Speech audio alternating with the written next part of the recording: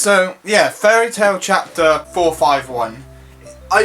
It literally is bringing a little bit more backstory with Mavis, and that was a bit more explained in the main manga. But a lot of her past was explained more in Fairy Tail Zero, the 13th chapter monthly manga that Hero made. The current arc that we have is literally a little bit more, gone a bit more in depth. More about Hades was made, how he became the second guild master and everything. He learned that Mavis was the one that accidentally killed Makarov's mother, because Jovan, his dad Jovan, died with similarly of an uncommon illness and never learned the cause of his wife's death. Yeah, there's much more to this and that.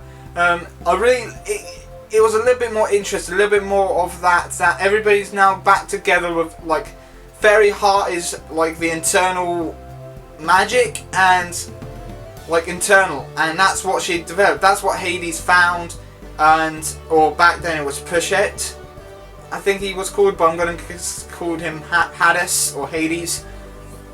And he discovered this when Zereth like brought him back, and it really is it's a really much more in-depth story. And while looking back on the chapter, because I'm doing this vlog because I'm thinking of different ways to review these while talking about my thoughts, because I just recently finished reading this, and I'm also going back and looking at the chapter just to explain my thoughts so that we can talk about it a little bit more and stuff like that. So yeah, so Hades went on for years and years before he left and then made Grimoire Heart, that he dedicated his life while he juggled Guildmaster work with researching of trying to bring Mavis back, because Mavis ain't dead. She's dead, but she's not dead. She's like in suspended animation. Her heart's beating, she has magic still and everything, but she's like in a coma. An internal coma pretty much. And it really is nice knowing a little bit more about this, and the fact that Fairy Tail don't want to harm her or want to give her up, because she's the first guild master.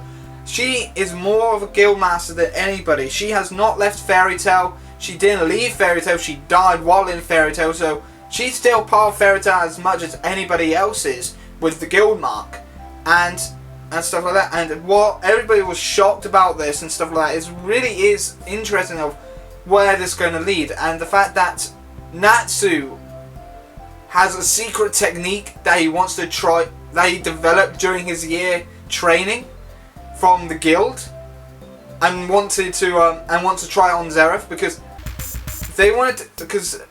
Fairy Tail's going to now end up using Fairy Heart, I think, against Zereth's Sith Empire that he's created, because it's the only power that could probably take that, because it's internal magic, it's infinite magic.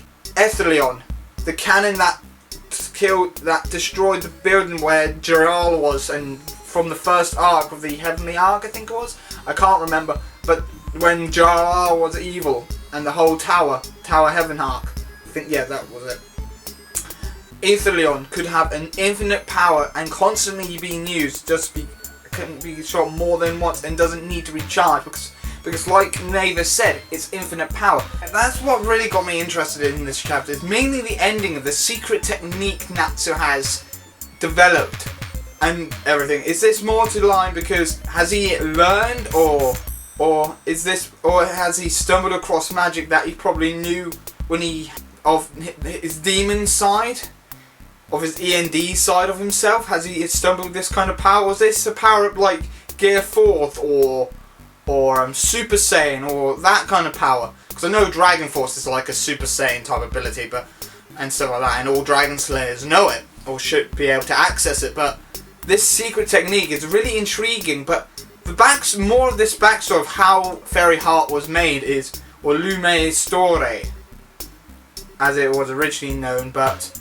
Fairy Heart, as it's now being called in the manga, is much more has a little bit more meaning to Fairy Tail, in that the guild doesn't want to give Mavis up, and Mavis wants to stop Zereth. Now, the man she loved is now becoming her, that she has to defeat, and Zereth has literally made Fairy Tail the guild that needs to defeat him, pretty much by the sound of it. So this current arc is a little bit much more interesting in a lot of ways, and literally is a bit more interesting as well.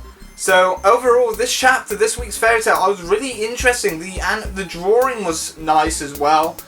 Hero was top notch with his his drawing again, with a lot of the expressions, sharpness. There were some funny moments as well. There was some funny elements, some funny expressions along the way, and stuff like that. And it really has run a little bit shocker to everybody's face. And the art was, for me anyway, looked top notch. Everybody's on board with wanting to help Mavis and stop Zeref. I will mention this: she loved him a long time ago, and Zeref's now, and she wants to protect people. That's always what Fairy Tail was for, is to protect people. And Zeref has become a threat to mankind, and Mavis has to help stop him. But that new technique Natsu's made is something that's intrigued me. Hopefully you enjoyed. And did you like it? Did you not like it? What did you not like about it? And what did you like the art in this chapter?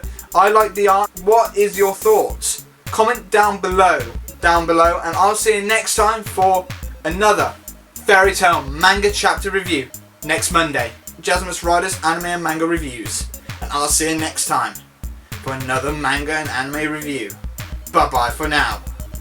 See ya.